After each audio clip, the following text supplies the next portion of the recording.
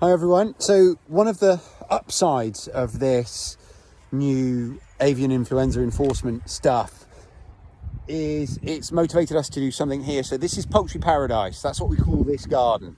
And that's because it houses, among other things, some of my wife's pet chickens and ornamental birds. So we call this garden poultry paradise.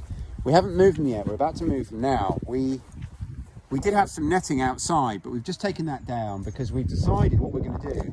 Because they're basically inside almost all the time. The slightest bit of inclement weather, isn't it, love? They run straight inside. So we thought they might be happier. That's a 6x4 shed. So what we're going to do, we're going to put them somewhere that we think they might be happier, and it's also going to serve a couple of other purposes. And that is in my polytunnel. So the polytunnel is probably 3 or 4 times the size of the shed they're in. Obviously it's a lot smaller than the outside space they're used to, but no smaller than the outside space that we had netted for them. And it means that basically we've got a few things in there that we need to harvest quickly. There's a couple of lettuce that have done really well. We're going to grab them in, and we've got a few very small peppers. So what we're going to do is we're going to put one strand of electric fencing all the way around, just to deter the fox and badgers and things like that might try and tunnel in. We're going to move these pots out the front. Got some rosemary and some lavender here that we're going to move away and cut back what we need to cut back, and then go around with some electric fencing and then move the girls in. And that's going to do another great job. It's going to sort out any little weeds that are growing in there, and it's going to fertilise it fantastically. It's going to turn all the ground over, and that there is going to be ready to go next year again, even more than it would be if we just left it be. Like I said, we've got a few things in there we need to move. So we've got those lettuce. In fact, let's go in. Lettuce here to harvest.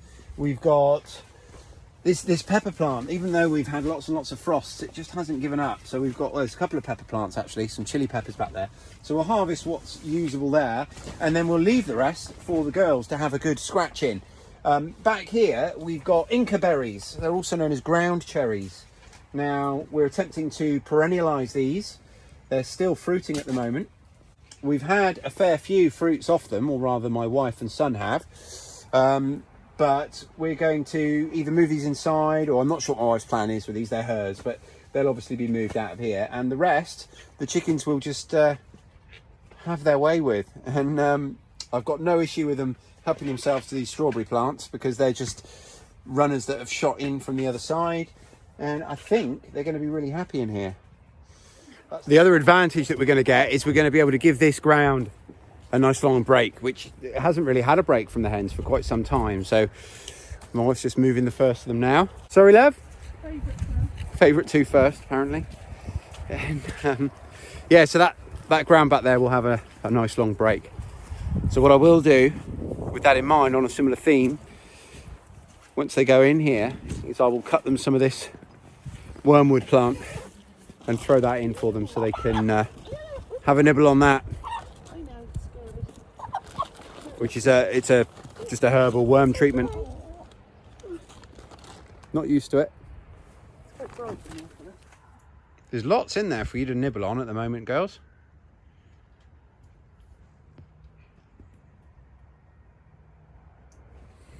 So they've got like a couple of lettuce leaves and things like that in there, but they're not interested because they're so spoiled. So, you know, they're already like, yeah, no, I've had salad today. Get salad most days, thanks. My wife's having to do almost all the catching because my right wrist still doesn't do very much. Do you want to give me one, love? No. You sure? Look at those big chickens.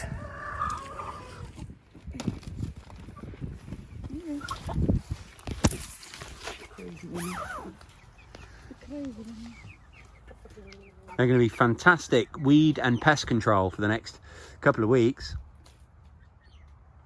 and fertilizers. So I got in here and trimmed back this wormwood for our animals, and if it's something you're looking to do, if you want to use wormwood as a way of self-medicating for worms in your animals, then all I really have to say is it's incredibly easy to grow. We bought this online for pennies, you know, really, really cheaply, the smallest, spindliest plant we could find. And within 2 years, I mean, we've got proper trunks, and, you know, it's such a vigorous grower. I've cropped probably 3 or 4 times this year, and this is only 2 years after we bought it. This is its second full year. So it's a fast growing, quick establishing plant. So it's really, really easy. Now my plan, originally I bought 3 of these, and my plan was to put them in with the chickens so that they could just nibble on them as and when. But that didn't really work out because I did struggle to transplant it. The one that I did transplant didn't make it. So whether or not they transplant very well when they're established, I can't really comment. But to do it this way, super, super easy. While I'm in here, I've also trimmed back all of my asparagus. So at this time of year, the ferns that you've otherwise sort of propped up with bamboo canes, I've trimmed them all back now. And they're all just a couple of inches above the ground, being very careful not to damage the crowns, but I'm really looking forward to a full harvest next year. And last thing before we go, just to have a quick look at the birds. They all seem happy enough.